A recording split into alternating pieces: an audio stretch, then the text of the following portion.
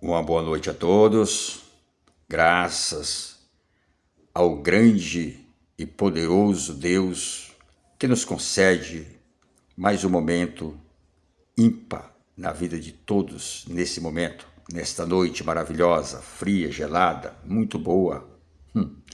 O ar, sabe, a qualidade do ar tá boa, tá ótima, então tá tudo bem.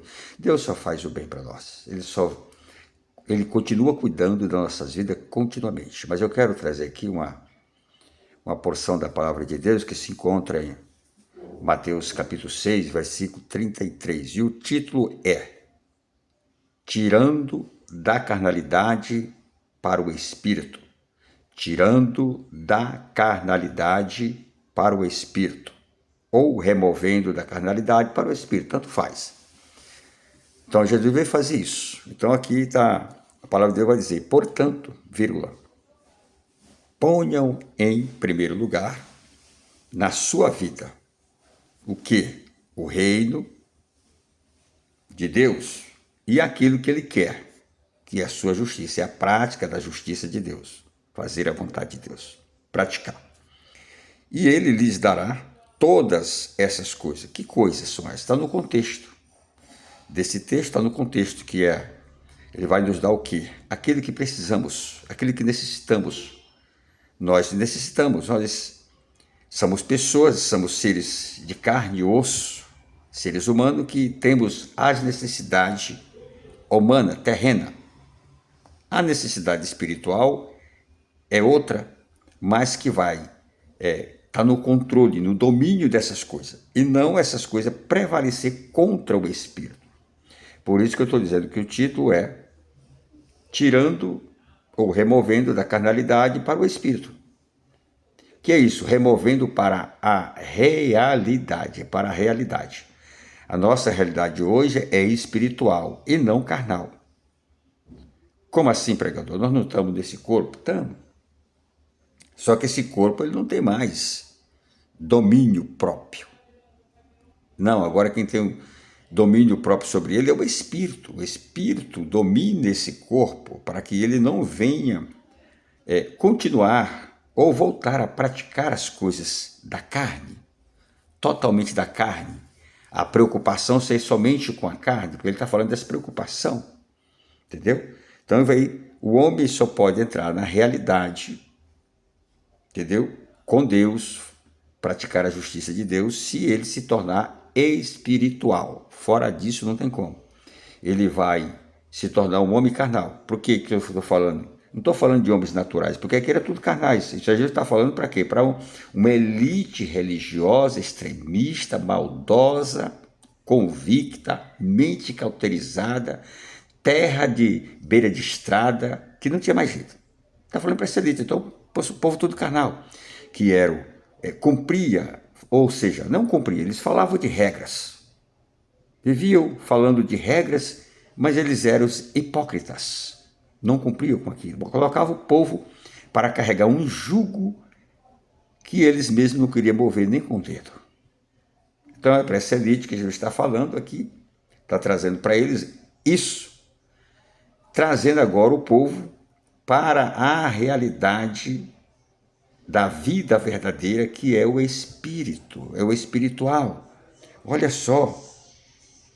Então ele vai dizer, portanto, ponham em primeiro lugar na sua vida o reino de Deus e aquilo que ele quer, que é fazer a vontade, a justiça de Deus. E ele vai dizer, e ele lhes dará todas essas coisas, todas essas que estão no contexto desse texto, entendeu? Que é a comida, o calçado, a vestimenta, entendeu? Ele vai dar. Mas a prioridade, a nossa realidade hoje é o viver Deus através do Espírito. Não é através da carne, não. Porque na carne o povo já estavam todos eles, o resultado da carne era morte. O povo estava todos mortos, eles estavam mortos espirituais. Então agora, através do Espírito, para vivificar eles, ressurgir eles, ressuscitar eles novamente para a realidade. Estavam na carne, mas na prática da injustiça, da hipocrisia, entendeu? Do engano. Olha só, aí ele vai continuar dizendo, por isso, não fique preocupados com o dia de amanhã. Então aqui ele já entrou de novo no contexto. O homem espiritual, ele não vai entrar pela visão, a visão, o objetivo da preocupação. Porque o Espírito, ele é o controlador, é aquele que vai nos controlar. O Espírito de Deus está habitando em nós, então nós temos segurança, confiança. Por isso que ele está dizendo, por isso, não fiquem preocupados com o dia de amanhã. Quem fica preocupado com o dia de amanhã são os carnais.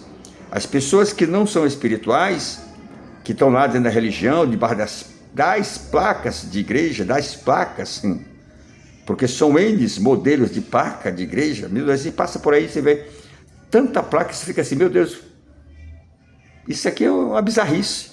Olha só, então essas pessoas que servem a Deus através de uma aparência, entendeu? Através de uma aparência, de uma maquiagem, elas servem a Deus através disso. Então elas estão vivendo uma vida de hipocrisia. Elas não são espirituais, elas são carnais.